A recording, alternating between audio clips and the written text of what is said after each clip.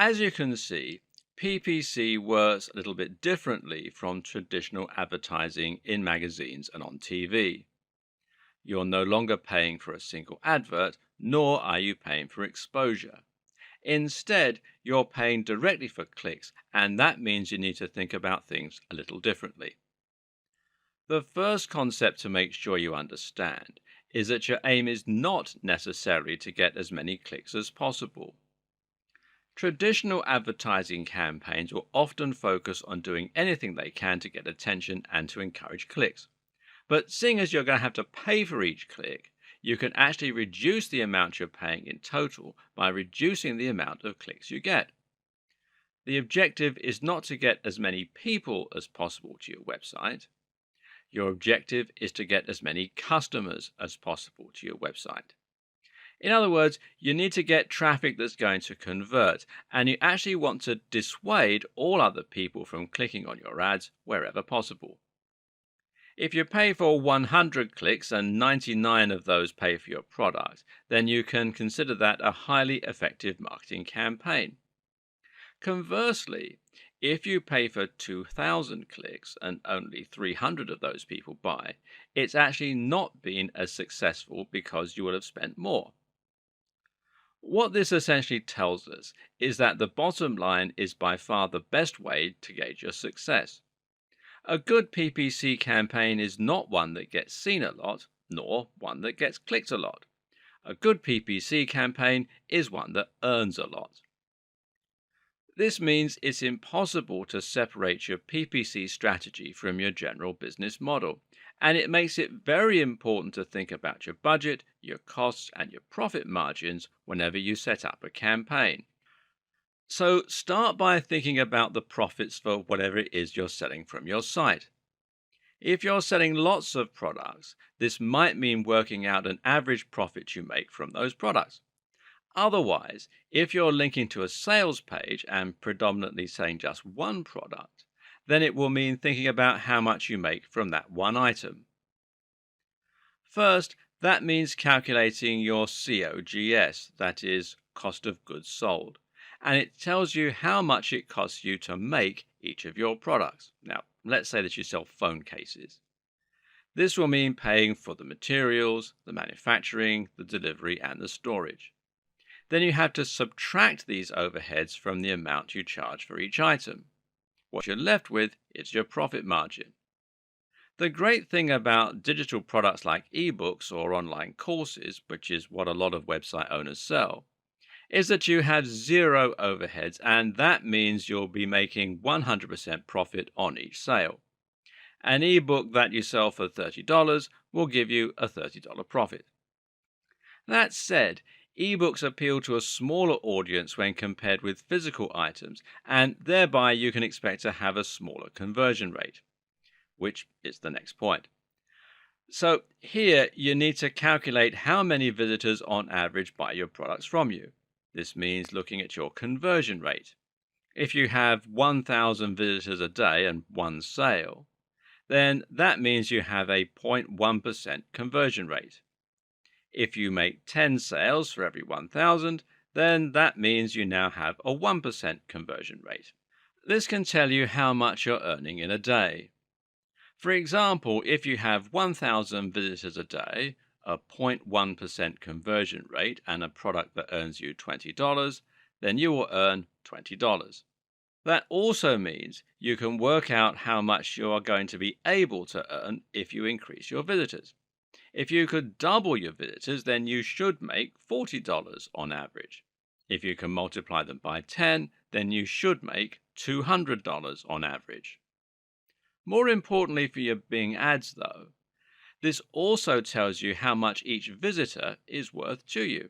If 1,000 visitors equals $30, then that means each visitor is worth 3 cents.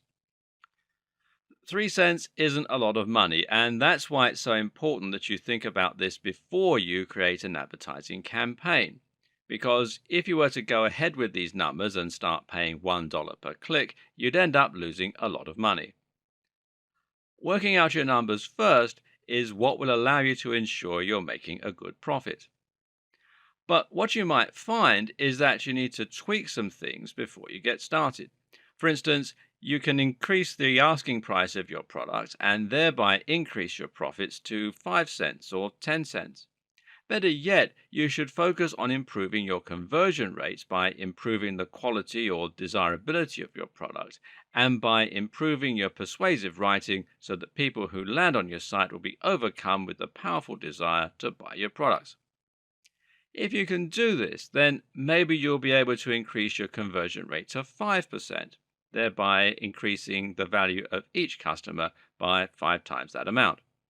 Now comes the good part. If you set your CPC to this number, the amount that each visitor is worth to you, then you literally cannot fail.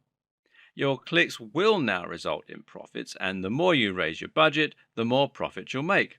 You're spending less per click than each visitor is worth to you. Except that isn't quite how this is going to work. Because actually, here comes the good part, it's going to work better than that. That's because the people currently on your website are all people who got there through, well, all kinds of different means. These are people who found you on social media, who typed your address in by accident, who found you on Google, or who were recommended by a friend. And that means they're going to be variably targeted. Some of those people will have zero interest in your products. And that's why it's so important you think about targeting the right kind of user in your adverts. And that's also why we're not trying to simply get as many visitors as possible.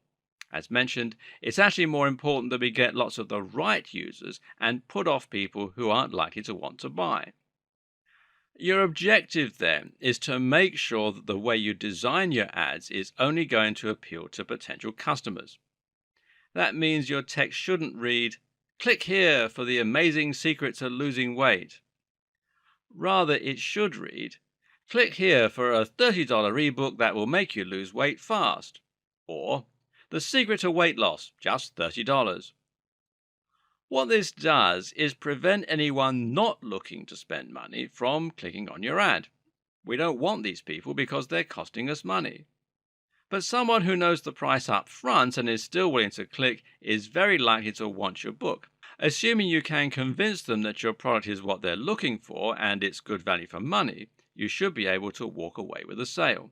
Now, think about how much higher conversion rates will be for people who click this ad versus people who just stumbled onto your site. You can further target your customers by placing your adverts on the right keywords and key phrases. This is a big part of the PPC campaigns, and it's very much worth doing your research here. Again, you need to make sure your keywords are things that the right people are going to be searching for. At the same time, though, you also need to keep your competition low so that the average CPC will be as low as possible. If you try and rank for, say, hotels, then you're going to be up against thousands of other businesses, some of which will have near infinite resources. How do you like the sound of competing with Expedia, Airbnb, or Hotels.com and the rest? They can afford to offer $1, $2, or $5 per click, and you just won't be able to keep up.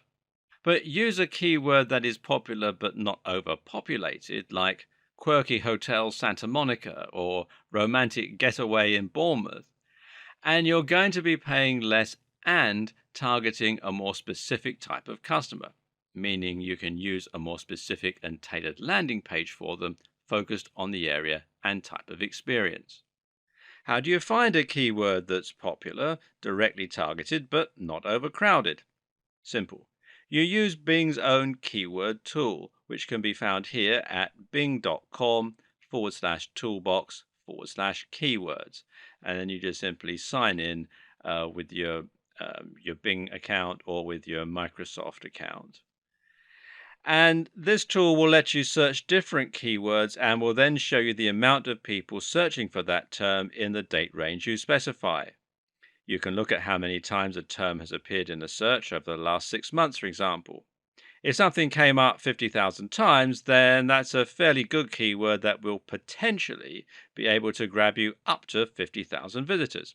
But if the search term came up 100 times, then it's a lot less useful to you. Note that Google also has a keyword tool called its Keyword Planner, and you can use this in just the same way as you would use Bing's own keyword tool, and it doesn't really matter if it's from Google. People tend to search for the same things on both engines. And if you just do a search in Google for Google AdWords Keyword Planner, it'll direct you to the local version of the site. Finally, another tip is to look at your site's metrics and identify who is currently coming to your website.